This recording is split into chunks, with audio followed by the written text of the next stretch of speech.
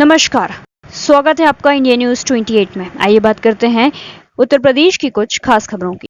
Army अफसर बन ठगने वाले 6 शातिर दबोचे।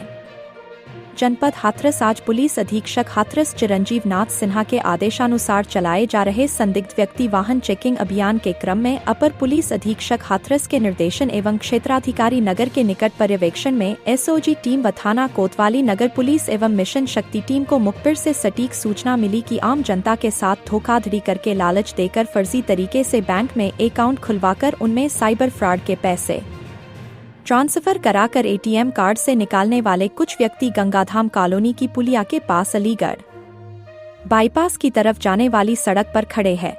उक्त सूचना पर कार्यवाही करते हुए एसओजी टीम व थाना कोतवाली नगर पुलिस की संयुक्त कार्यवाही में गंगाधाम कॉलोनी के पास से किराए पर लिए खातों से फ्रॉड का पैसा निकालने वाले ठगी के गिरोह में शामिल 6 शातिर को गिरफ्तार करने में महत्वपूर्ण सफलता प्राप्त हुई है, जिनके कब्जे से 15,000 रुपए नगद, 17 एटीएम कार्ड, 8 मोबाइल फोन, 13 आधार कार्ड, 1 पासबुक आदि बरामद हुई है।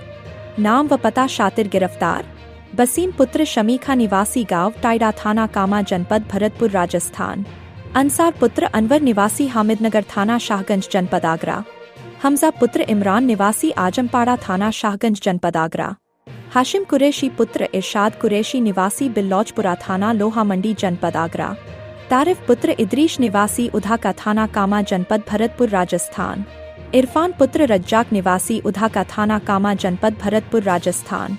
गिरफ्तार करने वाली टीम प्रभारी निरीक्षक गिरीश चंद्र थाना कोतवाली नगर में, टीम जनपद हाथरस एसआई इंस्पेक्टर अरविंद सक्सेना थाना कोतवाली नगर में, टीम जनपद हाथरस उप निरीक्षक धीरज गौतम प्रभारी एसओजी टीम में, टीम जनपद हाथरस महिला उप निरीक्षक छवि नयन थाना कोतवाली नगर जनपद हाथरस।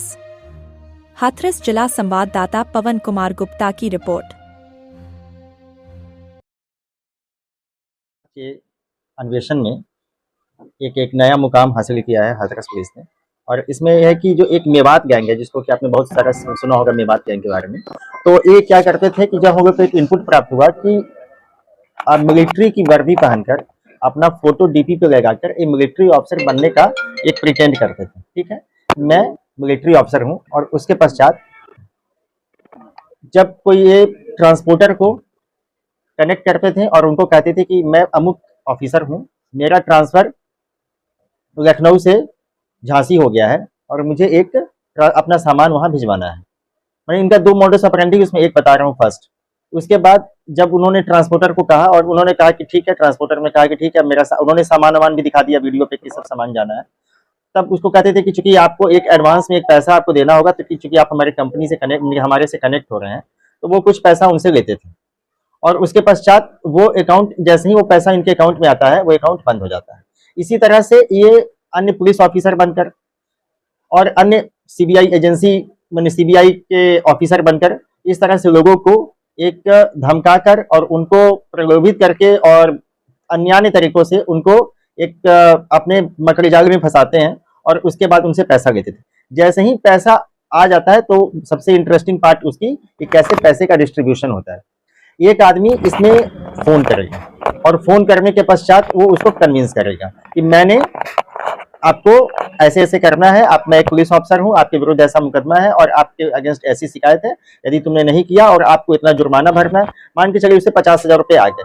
जैसे ही पैसे आए, मैंने ए के पास पैसा आया, एक्स के पास पैसा आया, एक्स ने तुरंत, चूंकि उसको पता है कि यदि ये साइबर फ्रॉड होगा तो 1930 पे जैसे ही शिकायत जाएगी वो खाता ब्लॉक होगा। जैसे ही पैसा आया, विदिन 5 मिनट 10 मिनट के अंदर में उस पैसे को दूसरे व्यक्ति को ट्रांसफर कर देता है।